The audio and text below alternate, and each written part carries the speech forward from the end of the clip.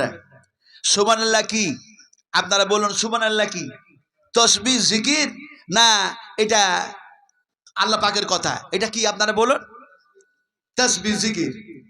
প্রথমে বলি এটা তসবিহ, এটা জিকির করি, কিন্তু এর মধ্যে শুধু তসবিহ আর জিকিরের মধ্যে শব্দটা সীমিত নয়। আপনি সুবহানাল্লাহ যখন বলছেন তখন আপনি কোরআন তেলাওয়াত করছেন। জোরে বলুন সুবহানাল্লাহ। কারণ কোরআনুল কারীমের মধ্যে এক জায়গায় এরকম এসেছে, সুবহানাল্লাযী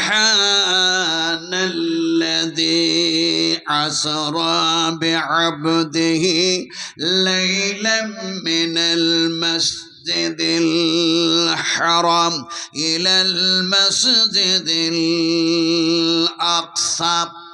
তার মানে হয়ে গেল আল্লাহ তুমি হলে পাক, তুমি পবিত্র, তোমার হাবিবকে রাতারাত তুমি সাবে মিরাজ করায়া দিলেন।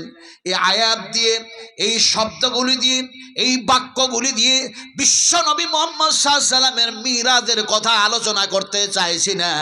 আসলে বললাম আপনাদেরকে সুবহানাল্লাহ কি জিনিস আমরা সেটাই তো সবাই বুঝি না। যদি বুঝতাম তাহলে আমাদের জ্ঞান, আমাদের গরিমা, আমাদের বিবেক, আমাদের বিবেচনা, আমাদের মন মস্তিষ্ক, আমাদের সমস্ত সবকিছুটাই এরকম হয়ে যেত, আল্লাহ তুমি সমস্ত ত্রুটি থেকে পবিত্র, আর আমরা হলাম বড়ই গুনাহগার, খাকসার পাপাজার মানুষ, ফলে তুমি আমাদেরকে গুনাহ থেকে যেন পাক করো।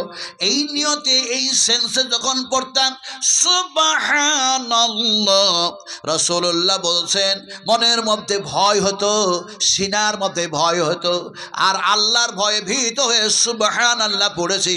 চোখের কোণ দিয়ে অশ্রু প্রবাহিত হয়েছে, নাকের যেন ডগা পর্যন্ত চোখের পানি পৌঁছায় নাই। আল্লাহ সুবহানাহু ওয়া তাআলা বান্দাদের ডেকে বলেন, বান্দা আমার ভয়ে ভীত হয়ে যখন তোমরা আমার পবিত্রতা বয়ান করছো, ইন্নাল্লাহা গাফুরুর রহিম, আমি আল্লাহ তোমাদের জীবনের গুনাহ মাফ করে দিলাম। যদি বলো সুবহানাল্লাহ, সুবহানাল্লাহ। এই কথাটা শুধু তাসবিহ নয়, এটা হচ্ছে কোরআনের একটি শব্দ, আল্লাহ পাকের কালাম। যদি বলো সুবহানাল্লাহ।